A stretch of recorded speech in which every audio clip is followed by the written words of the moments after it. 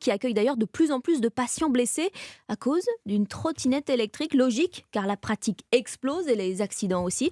Un danger aussi pour les piétons qui croisent parfois ces engins sur les trottoirs. Et ce sont des raisons qui encouragent la ville de Paris à les interdire. Pour l'instant, la mairie a décidé de serrer la vis aux opérateurs avec de nouvelles règles. Oui, la semaine prochaine, les 15 000 trottinettes en libre service devront être immatriculées progressivement.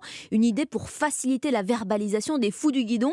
Alors qu'en pensent les usagers? Le reporter d'Europe 1, Wilfried De Villers, leur a posé la question. Kenza et Agnès roulent toutes les deux sur la même trottinette. Elles grillent un feu rouge et se garent un peu plus loin dans une rue piétonne. On n'applique pas trop le code de la route, on pense que c'est nous les prioritaires. Quand elles apprennent qu'elles pourraient bientôt être verbalisées, voire même bloquées par l'application pour non-respect du code de la route, le discours change. Si on sait qu'on va être verbalisé et les mesures elles vont être renforcées, oui on va faire plus attention. Respecter le code de la route, cela ne semble pas être le fort des usagers de trottinettes. William le reconnaît. Les feux rouges, ça peut arriver qu'on le passe parfois. Il y a à mon sens beaucoup d'infractions. C'est quand on a la sanction qu'on fait plus attention. À Paris, 22 personnes à trottinette ont été tuées en 2021. Les accidents sont quasi quotidiens. Alors toute mesure pour renforcer la sécurité va dans le bon sens, estime Souki. Ouais, il faut plus contrôler pour éviter les plus gros accidents. Parce qu'à Paris, c'est très dangereux, on peut facilement faire un accident, les automobilistes ne font pas vraiment attention à nous. Dès lundi prochain, les opérateurs de trottinettes à Paris se sont engagés à renforcer les contrôles pour que l'interdiction aux mineurs soit bien respectée. Le reportage de Wilfried De Villers.